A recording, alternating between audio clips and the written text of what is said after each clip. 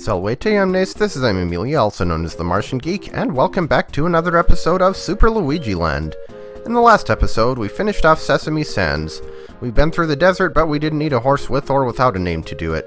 And I just noticed the top of the world map there. Why does the water just cut off there? What is beyond the edge? Will we find that the mushroom world is actually on the back of 4 elephants on a turtle? Anyway, we're done with World 5, so let's go to World 6. Cocoa Cliffs. It's the mountain.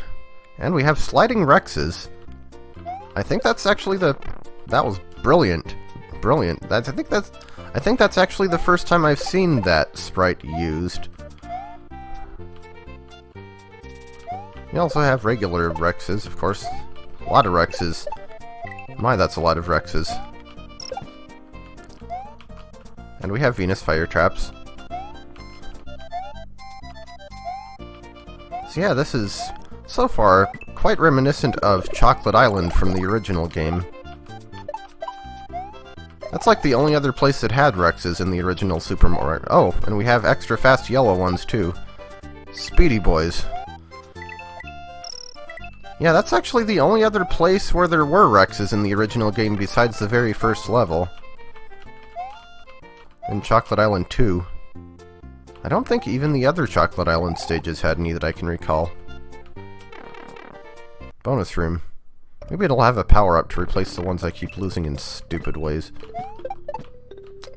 That was almost a stupid way. So, I guess we have to be a bit patient.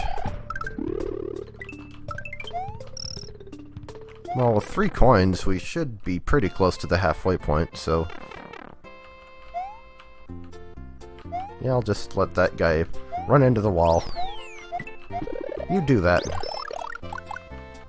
So we have yellow Rexes. That one goes right off the cliff. And the default ones are blue. Do we have any red or green ones, I wonder? Excuse me.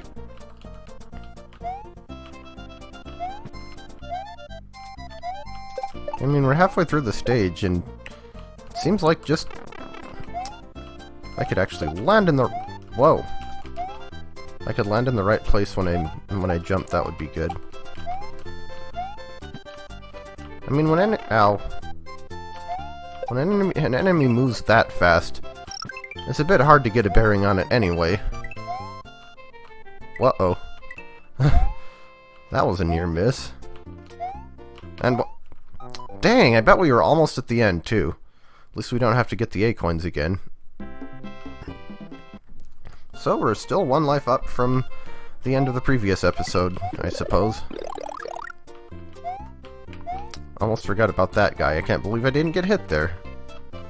Now, one thing I've never been sure about, can you slide into Rexes to defeat them?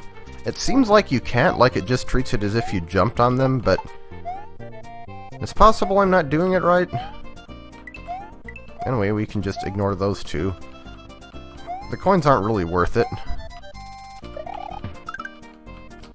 Now here's an occasion when I can learn to start using the speed jump. Yeah, the exit was literally right there. And I had to go and blow it. Well, stuff happens, I suppose. I still only died once in that level. Nice intro and all. I wonder why the dot on that one is big, though. As far as I know, there was no pattern to which levels in the original game had big dots. I've seen speculation that those are supposed to be longer or harder than most of the surrounding levels. That makes sense for Vanilla Dome 3. It does use all 32 screens, but it doesn't really for Forest of Illusion 1, for instance. I have no idea what this music is from, but I like it. And hey, it only makes sense in a mountain world for there to be some Monty Moles. Hammer Brothers. At least that one's easy to just get past.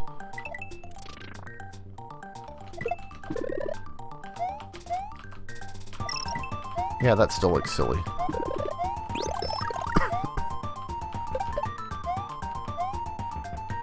Gonna keep this in case we run into any more of these guys.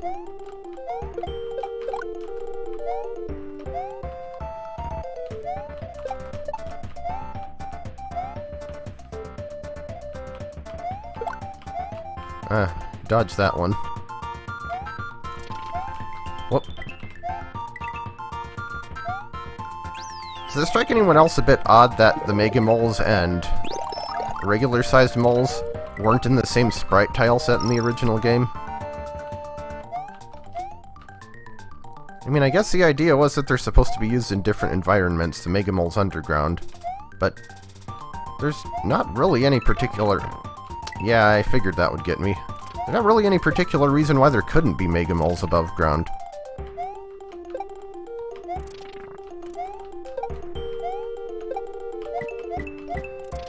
Of course, it's Super Mario World, and that doesn't even make it onto the radar as far as strange decisions go. This is the part where I'm glad it's not a Mega Man game where that enemy would just scroll right back.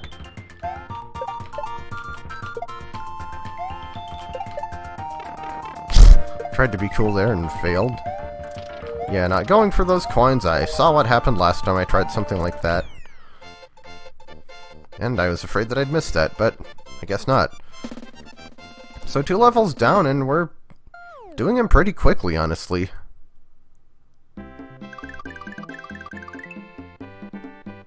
And this doesn't look like a very large world, either. So we have yet another ruin stage. And we have Grolls, I think these are called. First showed up in, I would assume, one of the new Super Mario Bros. Games. I can't remember if they were in the first one. But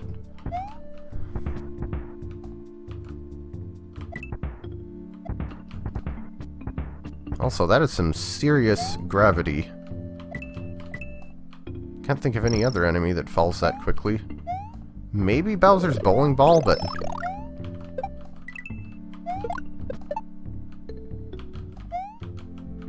And we have Venus fire traps.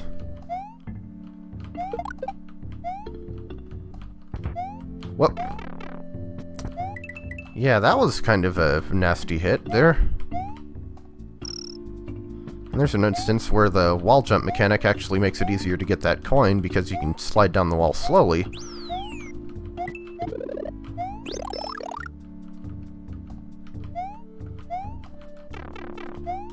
Dang it.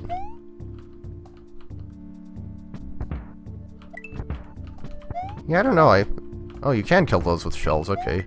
And speaking of shells... How did that hit me exactly?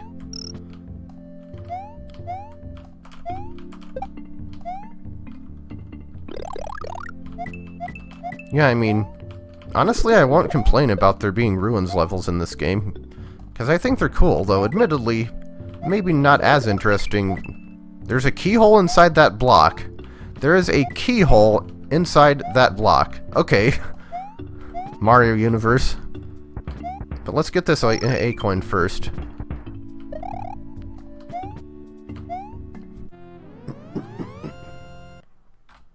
So again, we're getting the secret exit first. And that leads to the fortress. Let's go. Well, actually, I guess I should have gotten the normal exit of the previous level first. Oh well. So now we have kind of a Castle Crush style level, it looks like. Not quite like Castle Crush. Should have guessed these guys were going to be in here.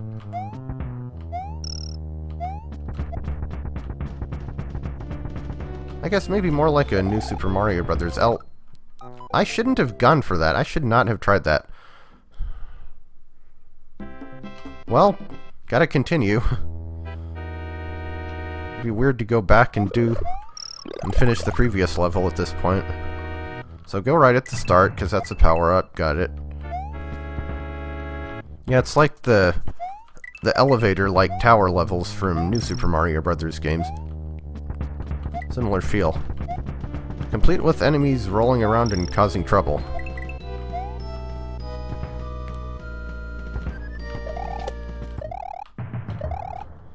I recall people saying that it's actually surprisingly difficult to get a good elevator level in Super Mario World. At least without serious custom code.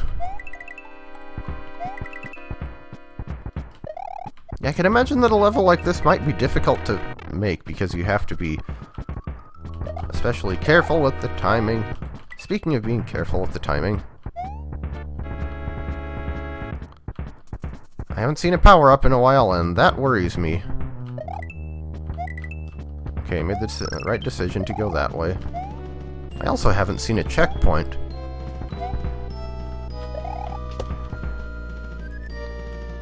I mean, I just noticed Luigi's kind of bouncing up and down a little bit on the platform. As far as I know, you can't put midway points in vertical levels in the base game, at least. So, we have Boom Boom and spikes.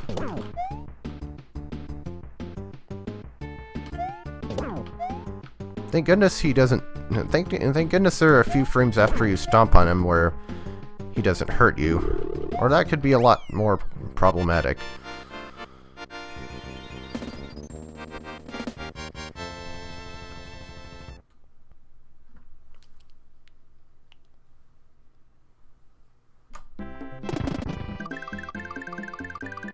So that leads to another secret level, and what's up with the pallet on that fortress? Was it like that before we destroyed it? It actually does make sense in the context since it's called Cocoa Cliffs, and we have a brown pallet going there. But yeah, before we move on to the next secret level, we are gonna do the normal route of this stage. Well, I will say I do think that... Excuse me. Also, I just realized I pressed the wrong pause button. Whoops! Oh, things that happen during blind runs.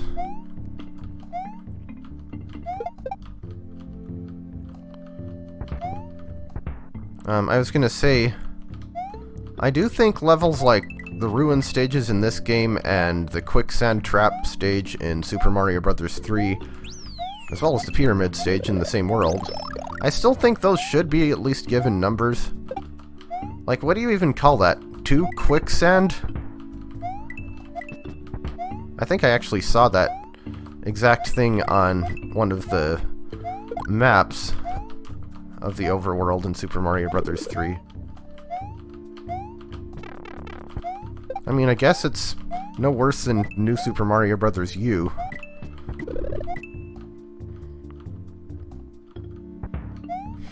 You should see some of the level numbers they have in that game for secret levels.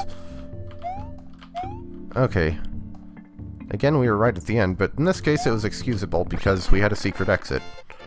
Grab ourselves a 1-up, and hopefully another 1-up, or at least a power-up, in the bonus game.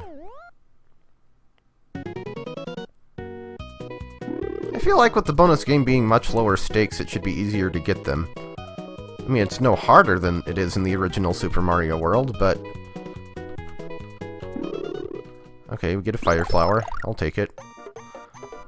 But, like, maybe if you could change how many bonus stars you get at each point, so, like, you can get between 30 and 40 in addition to just 30 and 40. So, like, you could get 35 or something. Anyway. You know what? I guess we can just keep going along the normal path.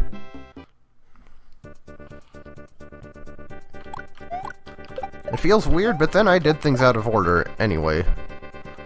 I believe this is the Stage 1 theme from Blaster Master.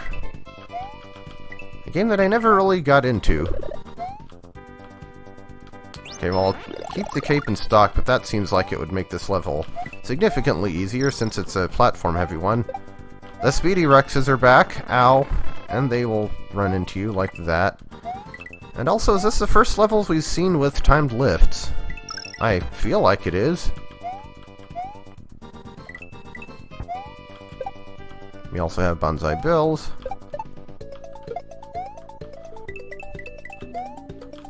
Okay, good, I did land in the right space. I was a little worried there. We also have regular old bullet bills.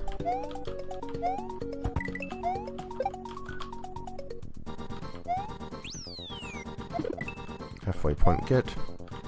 Don't really need that cape. Yeah, it's like a version of Valley of Bowser 3 with more sunshine, kind of. Ooh, that was... It's a good thing I didn't move to the left or right much there, is all I can say. Duck under here for another acorn. Ooh, that's tricky. That is some lost levels kind of stuff there. Fortunately, I made it. And we get a mushroom that replaced my fire flower in stock. Great! Too clever by half or something, I don't know. So, Cocoa Cliffs 4, and it looks like after that we'll just be right to the castle, but we'll see. Mountain theme from Donkey Kong Land. I forget exactly what the track is called, but... yeah, I'm honestly surprised at how well Gamma V's been doing picking decent mountain music, because mountain levels are one of those that I have had a heck of a time trying to find resources for, especially music. Ow. Doesn't help that, like, none of the main series 2D Mario games actually have separate music for mountain levels. Super Mario World, the closest thing was Chocolate Island, and it just used the regular music. New Super Mario Bros. Games all just either use the main theme or the athletic theme. Uh-oh. Don't kick your sports balls at me. I don't like your sports balls.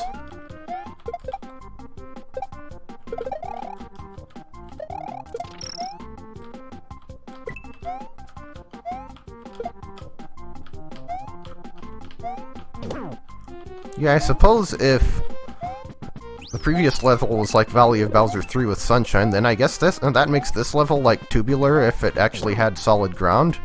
Sort of.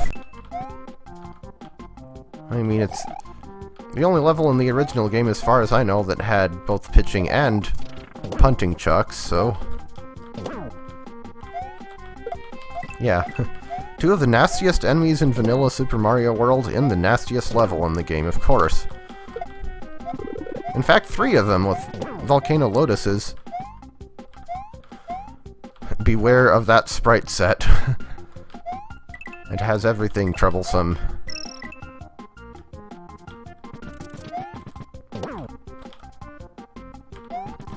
Yeah, I'm glad she didn't decide to throw Hammer Brothers into the mix here, because that would have been bad.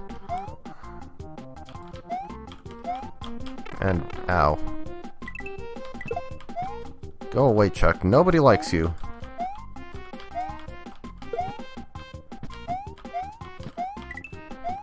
And anyway, that's not how you play baseball. No power-ups left and 2 pitching chucks. 1 pitching chuck.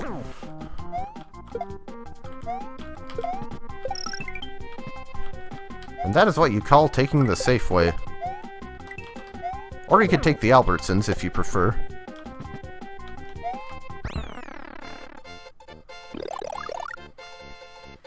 Alright. I'm honestly surprised I didn't die in that one with all the dangerous enemies around, but... hey, I'm not complaining. Up to 51 lives, and does this actually just go to the castle? Cocoa Cloud Ruins. And yeah, it looks like the castle's just right up there, so... I suppose that's probably enough for one episode. We'll have to continue along the secret path next time. But for now, thanks for watching, and I'll see you again next time.